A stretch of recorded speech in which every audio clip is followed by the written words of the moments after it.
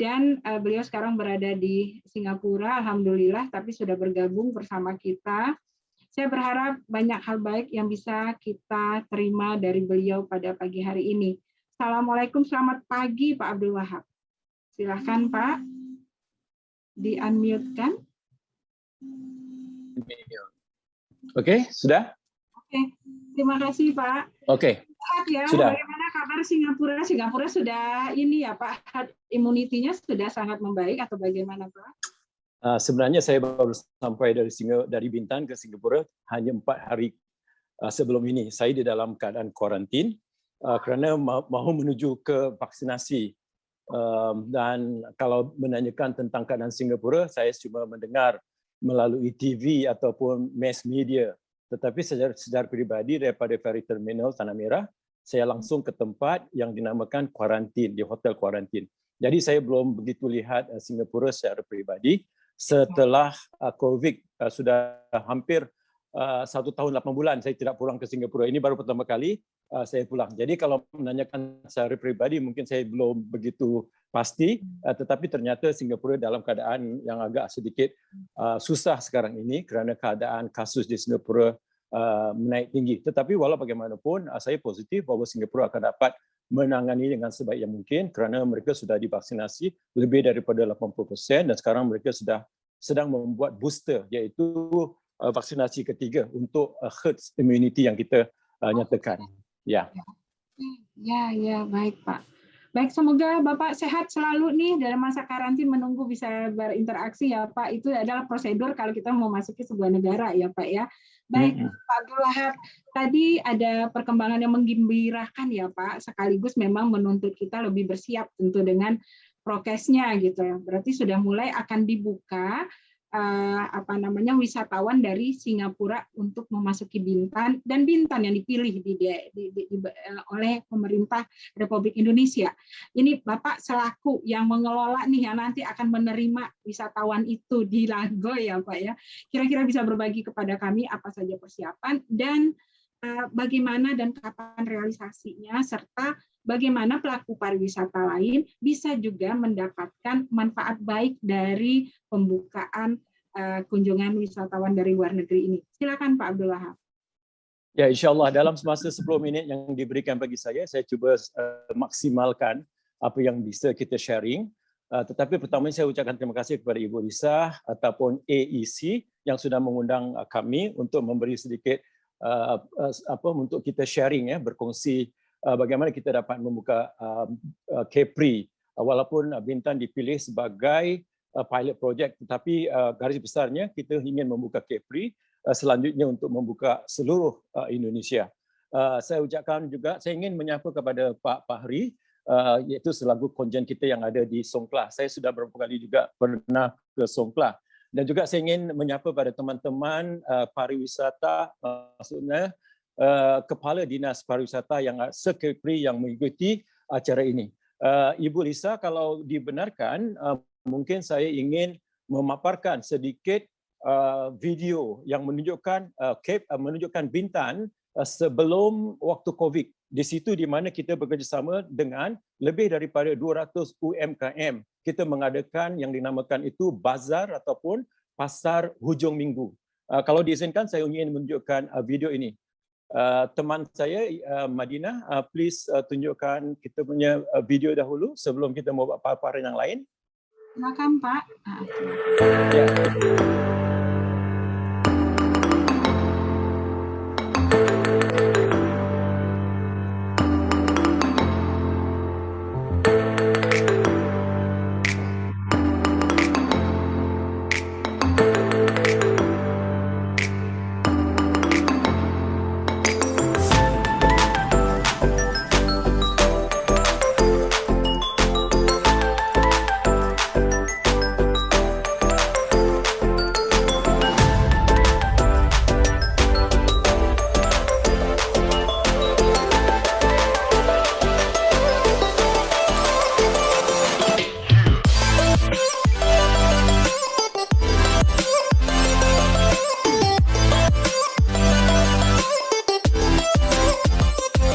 From the UK, Manchester. I think it's absolutely beautiful. It's been the best place that we've been to on this cruise. We've been to Vietnam, Singapore, and Kuala Lumpur yesterday, but this is absolutely beautiful. A wonderful experience when we got off the ship, and people in the national dress, we were able to take photographs. It was beautiful. All the other ports, nothing like that, but this has been absolutely beautiful.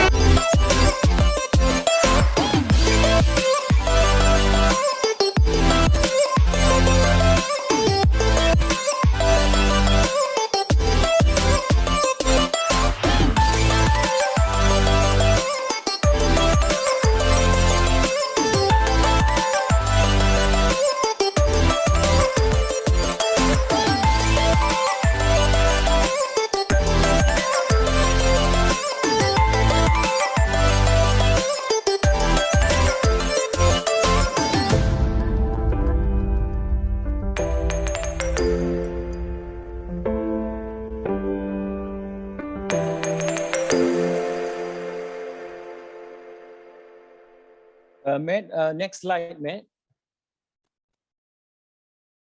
Kalau bapa-bapa dan ibu-ibu sekalian, seperti yang ibu sudah lihat tadi, itu sengaja saya, hello Matt, okay, itu sengaja saya sampaikan tadi supaya nanti kita mengetahuinya keadaan Bintan Resort sebelum ada COVID. Di situ juga kita menyampaikan bahawa kita bekerjasama lebih dengan 200 pelaku usaha UMKM yang berada sama ada di Bintan ataupun di Tanjung Pinang. Dan kalau kita lihat di dalam video tadi, kita ada dua major arrival, iaitu daripada kapal krus. Tadi teman kita daripada Natuna juga menyatakan, memang kami ingin melanjutkan kedatangan kapal-kapal krus ini bukan hanya ke Bintan, tetapi setelah ini mungkin ke Tanjung Pinang, ke Anambas, ke Lingga, dan juga nantinya sampai ke Natuna. Saya secara peribadi berkomunikasi langsung dengan pelaku-pelaku krus yang ada di Singapura. Saat ini kita telah bekerjasama dengan Royal Caribbean dan juga Dream Cruise. Kalau Dream Cruise sudah datang ke Bintan, kita mempunyai MOU dengan mereka selama 5 tahun. Telah berjalan 2 tahun, datang COVID, kita stop. Mereka datang setiap minggu. Tetapi sekarang kita ingin mereka datang lebih daripada itu, dan saya harap nanti setelah saya pulang ke Bintan, waktu dalam meeting ini, saya akan jumpa kepada semua pelaku usaha cruise yang ada di Singapura. Mungkin ada 3 atau 4. Dan kita mengharapkan daripada 2 kedatangan setiap minggu sekarang ini, kita mengharapkan mungkin jadi 3 atau hingga 5. Okey, ini adalah datang ke Bintan. Okey, saya cuma menunjukkan ini milestone. Bintan kita memulaikannya pada 1990, tetapi kita mulai mendirikan Bintan secara operasional pada 1996. 1996 hingga ke 2018. Kita lihat setiap tahunnya. Madina can show the next slide. Slide yang lagi yang menunjukkan kedatangan tamu. Okey, di sini kita lihat daripada 2016 hingga 2021 tadi disentuh juga oleh Pak Wan dan juga Pak Bur. Kalau kita lihat pada 2016 sampai ke 2019, setiap tahunnya kita didatangi tamu lebih daripada target kita. Dengar? Ada interaction? No ya? Okey, yang orange itu kita punya target, yang biru adalah sebenarnya. Jadi kita setiap tahun tamu yang datang ke Bintan itu melebihi daripada target yang kita targetkan. Yang terakhirnya cuba lihat di 2019. Kita mentargetkan 1,1, tetapi yang datang 1,2. Tadi Pak Wan menyatakan mancanegara melalui Bintan Resort adalah 800. Itu memang betul. Tetapi kita juga ada tamu-tamu yang datang daripada China yang naik kapal terbang, sama ada turun di Tanjung Pinang dan juga turun di Batam. Jadi sebab itu tamu kita lebih daripada apa yang terregister di dalam angka imigrasi kedatangan tamu di ferry terminal. Cuba kita lihat pada 2020. Tadi sudah diterangkan 2020 hanya 200,000. 200,000 itu adalah pada Januari dengan Februari. Setelah lepas itu kita tidak ada lagi tamu mancanegara. Lebih anjlok lagi pada tahun 2021, iaitu tahun ini, sampai sekarang ini kita ada zero arrival of international guests. Jadi ini adalah satu challenges bagi kita di pariwisata. Okey, next. Ini semua sampai kita menyampaikan keadaan sebelum dan sesudah. Saya akan terus langsung ke protokol-protokol yang sudah kita siapkan. Tadi Pak Wan sudah sampaikan hotel-hotel dan apa-apa yang ada di dalam Bintang Resort. Sekarang hanya saya ingin sharing protokol-protokol kerana untuk menghemat waktu. Saya cuma ada lebih kurang ikut jam saya lebih kurang 6 minit. Okey, pembukaan kembali Bintan Beach International Resort. Next slide. Okey, kalau kita lihat di dalam peta ini ataupun di dalam map ini, kita ada beberapa bahagian. Di dalam zona yang dalam biru dotted itu, ada yang di kiri dan yang kanan itu zona 1 dan zona vaksinasi 2. Yang di tengah-tengah itu zona yang tidak divaksinasi.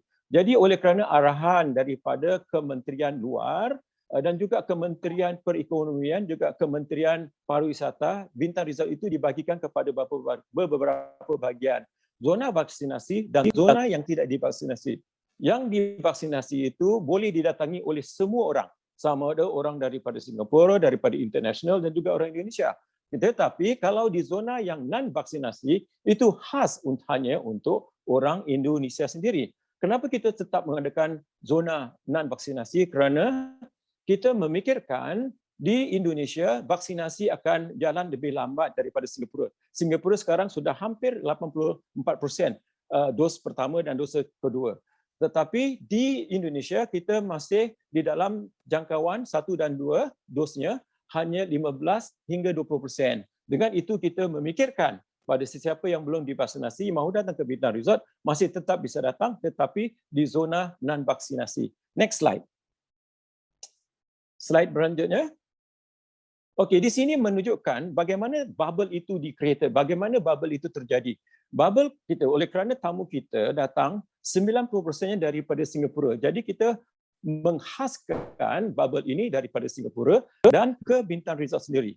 Kalau kita lihat di sini, kita punya bubble bukan mulai dari Indonesia, bukan mulai daripada Bintan. Sebenarnya mulai daripada Tanah Merah Ferry Terminal, iaitu berada di Singapura. Kita sudah berkomunikasi dengan Singapore Cruise Center, di mana mereka mengerti keadaan kita dan memahukan supaya bubble itu mulai dari sana. Kemudian itu mereka naik ke ferry kita boleh isi seramai 300 orang, tetapi oleh kerana bubble, dia akan hanya diisi 150 orang. Dan bila mana sampai ke ferry terminal yang ada di Bintan, di situ kita nampak ada Blue Pass. Di situ setiap tamu akan diberi Blue Pass. Ini adalah arahan daripada BMPB.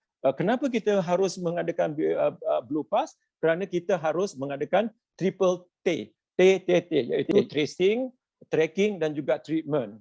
Setelah itu, setelah mereka memakai ini, mereka boleh ke hotel mereka. Di dalam hotel mereka, mereka juga nanti ada QR code yang tertentu akan dilakukan. Setelah itu, waktu pulangnya, nanti mereka akan sampai ke ferry terminal. Sebelum ke ferry terminal Singapura, langsung ke ferry terminal yang dinamakan di Bintan, iaitu BBT ataupun Bandar Bentan Telani. Next slide. Next slide. Oleh kerana kita mempunyai zona-zona, jadi kita mempunyai border control. Border control ini akan dikontrol oleh security ataupun oleh ambasador-ambasador kami. Jadi sesiapa yang ada di dalam Bintang Resort itu akan tamu kita akan memakai Blue Pass. Di dalam Blue Pass itu ada tanda iaitu merah ataupun biru. Kalau merah itu bermakna orang itu akan tinggal di zona yang tidak divaksinasi. Yang biru di zona vaksinasi. Jadi mereka dikontrol dari situ. Dan juga nanti oleh kerana Blue Pass itu terregister di dalam kita punya master control, kita boleh mengetahui di mana tamu itu pergi. Okey, border control is important dan harus dilakukan. Next slide. Okey, next slide. Okey, kita juga diarahkan supaya bekerjasama dengan hospital. Ini adalah kehendak daripada Kementerian Pariwisata Indonesia dan juga Kementerian Kesihatan Singapura. Jadi ini kita sudah menerapkan, kita sudah bekerjasama dengan Hospital Raja Ahmad Tabib yang ada di Tanjung Pinang. Next slide. Kenapa kita memilih hospital ini? Kerana hospital ini cukup, ya, dan cukup. Kita sudah memaparkan ini juga kepada EDB, Economic Development Board of Singapore. Dan ini kelengkapan mereka sudah memenuhi dan juga sudah boleh diiktiraf. Dan juga Director COVID-19. Next slide. Ini adalah evakuasi. Next slide. Okey, kita bukan hanya membuat evakuasi daripada hotel kita ke hospital yang ada di Tanjung Pinang di Indonesia, tetapi kita juga membuat evakuasi jika perlu daripada Bintan langsung ke Singapura. Dan kita sudah mendapat izin daripada KKP, ini boleh dilakukan, dan juga kita sudah mendapat izin daripada otoritas yang di Singapura. Tamu-tamu yang datang dari Singapura bila mana dinyatakan sakit, kalau mereka mahu pulang ke Singapura, kita sudah menyiapkan protokol-protokol, dan kita juga sudah menyiapkan bot-bot ataupun feri kita khas hanya untuk orang yang sakit. Seyogianya mereka akan di-accompany, akan diikut oleh doktor kami sampai ke Singapura. Nanti sampai ke Singapura kita mempunyai partner iaitu Hope Medical Services yang akan menerima mereka yang sakit itu langsung ke hospital-hospital yang ditunjuk di Singapura. Next slide. Ini yang tadi saya menyatakan Blue Pass. Blue Pass itu adalah mandatory. Nanti saya juga sedang menunggu, ini mandatory daripada BNPB dan juga daripada kementerian. Kami sedang menunggu daripada Pak Gubernur. Saya harap Pak Gubernur boleh mengisyu surat supaya kita boleh melakukan Blue Pass ini kepada tamu. Kalau untuk karyawan kita, 100% sudah digunakan. Oleh kerana tamu itu datang dari luar, tamu itu datang dari Singapura, mereka akan menanyakan, ini otoritas siapa? Oleh kerana Bintan Resort bukan otoritas, Bintan Resort adalah pelaku pariwisata, kita harus didampingi ataupun mendapat keizinan daripada pemerintah setempat. Dan ini kita juga sudah berkomunikasi dengan BNPB. Okey, next slide. Okey, kalau kita menyatakan QR code, baru-baru ini kita dapat arahan supaya QR code dilakukan di mana-mana seluruh Indonesia. Sebenarnya di Bintan Resort kita daripada Januari 2021 QR code di dalam Bintan Resort sudah diterapkan. Tugas QR code ini sama juga seperti Blue Pass, tetapi dia lebih tepat kepada saat ini kepada karyawan kami. Dan kalau untuk pengetahuan ibu dan bapa, setiap hotel yang ada di dalam Bintan Resort, setiap fasilitas dan juga setiap atraksi yang ada di Bintan Resort, semuanya QR code sudah diterapkan. Tetapi QR code yang akan datang daripada national, kita juga akan terapkan. Nanti kita akan cuba mengkoordinasikan synchronization di antara QR code yang ada yang dimiliki oleh BRC dan juga QR code yang ditubuhkan oleh pemerintah. Jadi bagaimana itu nanti setelah kita mendapat QR code dari pemerintah. Sebenarnya kita sudah cuba ubah sesuaikan, tetapi QR code daripada pemerintah belum lagi dapat diimplementasikan di tempat kami. Terima kasih. Next slide.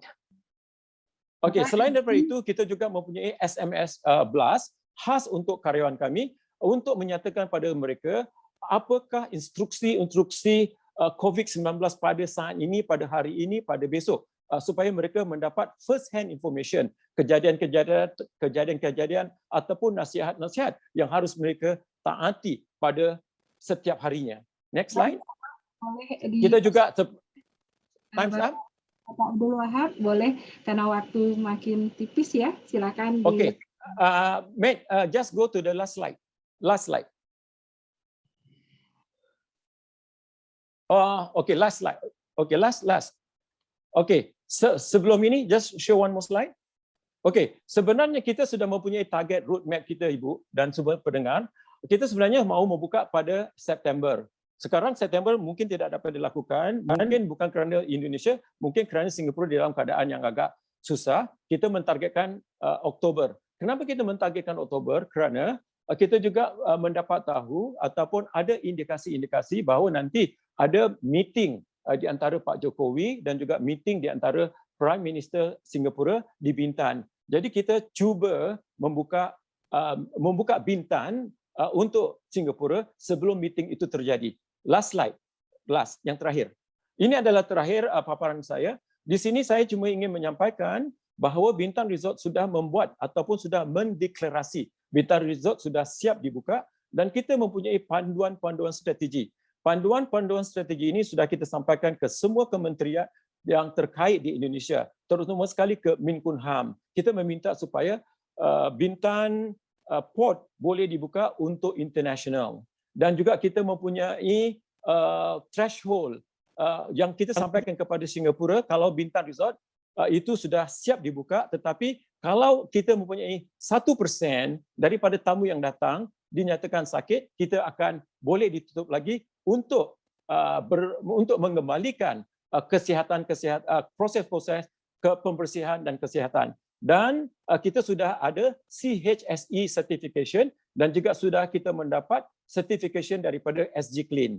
Bapa-bapa dan ibu-ibu sekalian, harapan kami supaya nanti Bintan sebagai pilot project dapat dibuka pada selama-lamanya mungkin November, dan mungkin setelah itu kita boleh membuka seluruh Kepri, terutama sekali mungkin di Nongsa Sensations dan juga Bali. Terima kasih Ibu dan juga rakan-rakan yang lain. Terima kasih Bapak Abdul Wahab.